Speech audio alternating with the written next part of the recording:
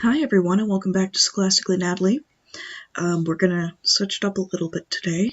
We don't have a PowerPoint presentation this time, because we're using Poetry Foundation and we can just start off here. So today we're going to be doing Let's Read, and we're going to read The Raven by Edgar Allan Poe because it is spooky week, and I always think The Raven's a pretty fun poem to read. Ooh, sorry guys, I am tired. And I also thought of Poe because I bought a cloak recently, the ones that Markiplier makes, and I noticed that his, October collection was based off of The Raven and Nevermore. I got the Pride Month one, though, and it is honestly one of the best decisions I made. I am wearing it right now, and I am just wearing a blanket. I only wish they had long enough sleeves, because my arms get cold if I have to type and stuff. So, without further ado, let's begin. This is The Raven by Edgar Allan Poe. Once upon a midnight dreary, while I pondered, weak and weary, over many a quaint and curious volume of forgotten lore, while I nodded, nearly napping, suddenly there came a tapping, as of some one gently rapping at my chamber door. "'Tis some visitor," I muttered, tapping at my chamber door, "only this, and nothing more." Ah, distinctly I remember it was in the bleak December, and each separate dying ember wrought its ghost upon the floor. Eagerly I wished the morrow, vainly I had sought to borrow from my books surcease of sorrow, sorrow for the lost Lenore, for the rare and radiant maiden whom the angels name Lenore, nameless here forevermore. And the silken, sad, uncertain rustling of each purple curtain thrilled me, filled me with fantastic terrors never felt before, so that now, to still the beating of my heart, I stood repeating, "'Tis some visitor entreating entrance at my chamber door, some late visitor entreating entrance at my chamber door. This is it, this it is, and nothing more." Presently my soul grew stronger, hesitating then no longer. "Sir," said I, "or madam, truly your forgiveness I implore. But the fact is I was napping, and so gently you came rapping, and so faintly you came tapping at my chamber door, that I scarce was sure I heard you. Here I opened wide the door. Darkness there, and nothing more." Deep into that darkness peering, long I stood there wondering, fearing, doubting, dreaming dreams no mortal ever dared to dream before. But the silence was unbroken, and the stillness gave no token, and the only word there spoken was the whispered word "Lenore." This I whispered, and an echo murmured back the word "Lenore." Merely this, and nothing more. Back into the chamber turning, all my soul within me burning, soon again I heard a tapping somewhat louder than before. "Surely," said I, "surely that is something at my window lattice. Let me see, then, what thereat is, and this mystery explore. Let my heart be still a moment, and this mystery explore. 'Tis the wind, and nothing more." Open here I flung the shutter, when, with many a flirt and flutter, in there stepped a stately raven of the saintly days of yore. Not the least obeisance made he, not a minute stopped or stayed he, but with mien of lord or lady perched above my chamber door. Perched upon a bust of Pallas just above my chamber door. Perched, and sat, and nothing more.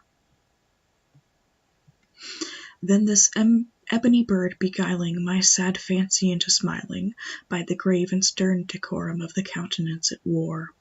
"Though thy crest be shorn and shaven, thou," I said, "art sure no craven, ghastly grim and ancient raven wandering from the nightly shore. Tell me what thy lordly name is on the night's Plutonian shore." Quoth the raven, "Nevermore." Much I marvelled this ungainly fowl to hear discourse so plainly, though its answer little meaning, little relevancy bore. For we cannot help agreeing that no living human being ever yet was blessed with seeing bird above his chamber door, bird or beast above the sculpted bust above his chamber door, with such name as Nevermore. But the raven, sitting lonely on the placid bust, spoke only that one word, as if his soul in that one word he did outpour. Nothing farther than he uttered, not a feather then he fluttered, till I scarcely more than muttered, "Other friends have flown before. On the morrow he will leave me, as my hopes have flown before." Then the bird said, "Nevermore." Startled at the stillness broken by reply so aptly spoken, "Doubtless," said I, "what it utters is its only stock and store, caught from some unhappy master, whom unmerciful disaster followed fast and followed faster, till his songs one burden bore, till the dirges of his hope that melancholy burden bore, of never, nevermore." But the raven still beguiling all my fancy into smiling, straight I wheeled a cushioned seat in front of bird and bust and door. Then upon the velvet sinking, I betook myself to linking fancy unto fancy, thinking what this ominous bird of yore, what this grim, ungainly, ghastly, gaunt, and ominous bird of yore meant in croaking "Nevermore." This I sat engaged in guessing, but no syllable expressing, to the fowl whose fiery eyes now burned into my bosom's core. This and more I sat divining, with my head at ease reclining on the cushion's velvet lining that the lamplight gloated o'er, but whose violet lining with the lamplight gloating o'er she shall press, nevermore.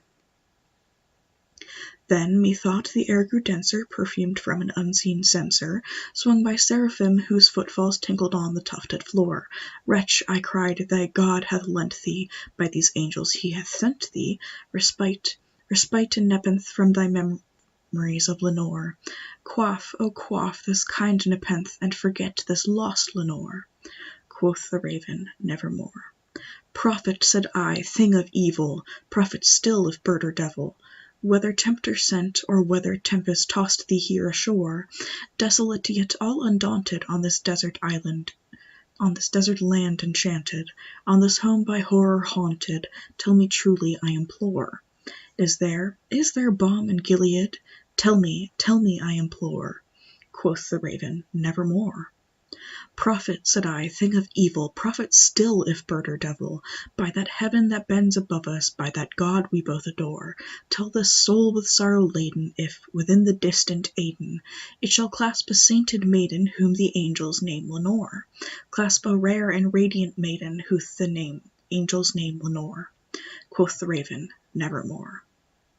"Be that word our sign of parting, bird or fiend," I shrieked, upstarting, "get thee back into the tempest and the night's Plutonian shore.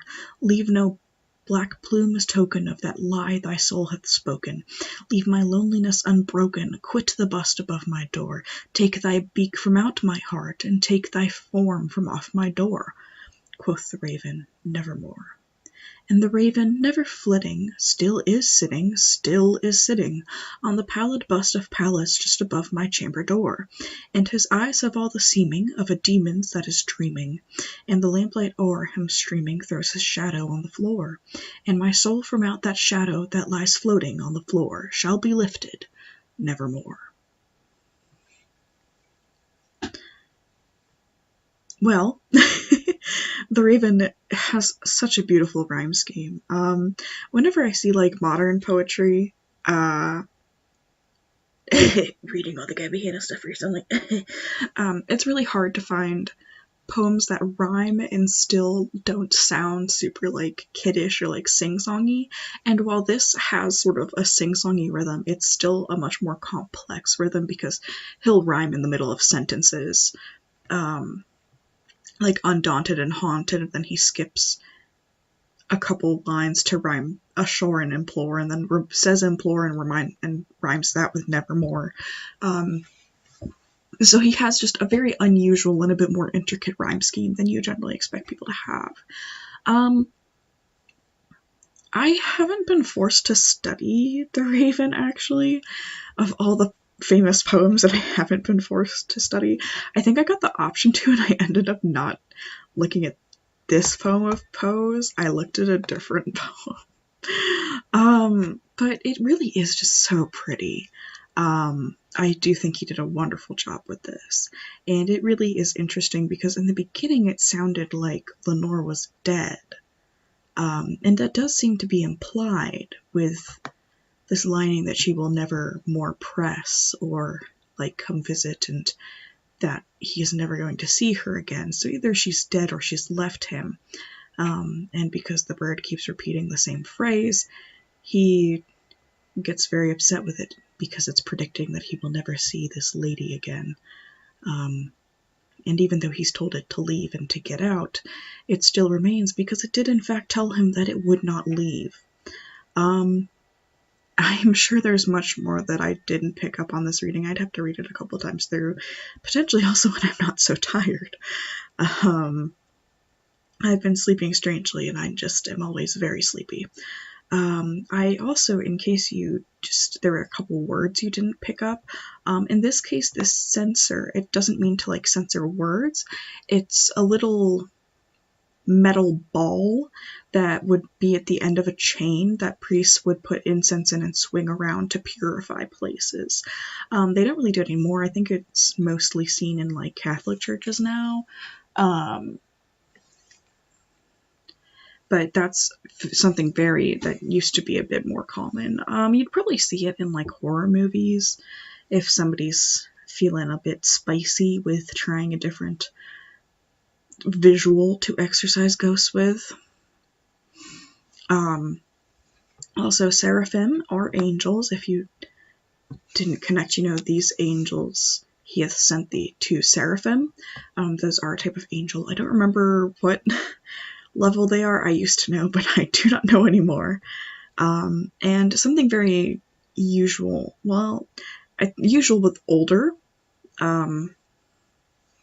poets, they'll capitalize concepts like horror and hope. Oh my gosh, my brain just went completely blank. I can't remember the name of the woman who's really famous for doing that right now. Oh no. But it's definitely more common with older poetry than more modern poetry, although I personally like seeing like concepts capitalized and like given that little bit of personification. I don't know what Aiden is in this sense, but I assumed it was autumn. I don't know why, but that was my assumption, and now I shall tell you if that is true, because I feel like I might be mistaken. It is definitely a possibility.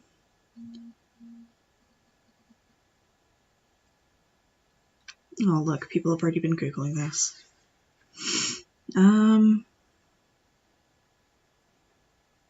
Oh, okay. So, Aiden, in this case, is another name for the Garden of Eden. Yeah, I definitely didn't pick up on that. Okay, that makes sense. That's literally just off of Wikipedia. I literally just Googled Aiden the Raven. Because again, this is not something that I had to study. Okay, cool. So he's asking if she's been accepted in the Garden of Eden, which doubles down on the concept that Lenore is dead, because we're asking if Lenore is entering into Eden, which of course Poe's implying she will be because he's calling her radiant and sainted. Where's the... Oh yes, okay, balm and Gilead. This is something used for like medicine, so he wants to be healed from his loss of Lenore, of course, which is kind of what this entire poem is about. It's about whether he can get Lenore back, or if he can't have her back, how can he be healed from her loss? Which is honestly, I like that this is very kind of like a pretty way of phrasing that kind of deep longing that I think everyone's felt at one point or another, or everybody will feel. And the last line is a little bit depressing, because it says, "And my soul from out that shadow that lies floating on the floor shall be lifted nevermore." So he's saying that his soul is going to be forever shadowed because of the loss of Lenore, which is quite sad. And here we're seeing the Raven probably play the part of his, like, rational mind, or the part of his mind that he's trying to reject and pretend that everything's okay. Or even just kind of like an omen from the divine. But yes, I really do enjoy the Raven. I think it's something very nice to read and listen to. It's something that I've definitely seen a lot of memes made out of. So it is always nice to see kind of like the original that inspired some of the memes. I don't remember where I saw it. I think it was on a Tumblr post, but somebody just put in text, it's like, if there's a raven tapping on your chamber door, please let it in. Which of course Poe did, and now it's living in his room with him.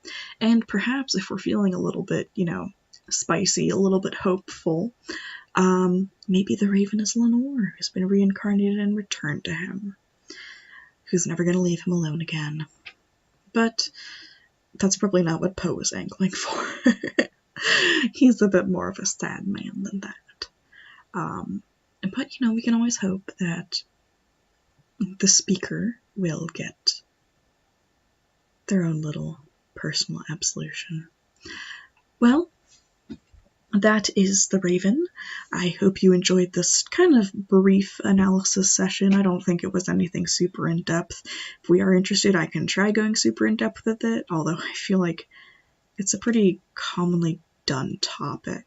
But I can always try to give my own twist on it, I suppose. I just have to be a little bit more picky than I usually am. Search things out on purpose rather than just through a first initial impression. By the way, I've never read The Raven before. This was my first time reading it. And it definitely wasn't what I was expecting. I can say that. I was expecting it to be shorter, actually. And I didn't even know what the subject was about. I just knew that there was a raven in it that keeps tapping at the door. So I wasn't expecting it to be this kind of quiet, sad lament for this lost woman. So it's definitely a lot sadder than I thought it was. I honestly don't know what I thought it was about before. But I don't know, I really do enjoy this, how this is expressed. I also just really love old-timey writing, I'm gonna be honest. That's why I like Frankenstein so much and older style books, because the writing is just so, pretty and gorgeous, and they're so descriptive, and it makes me really happy.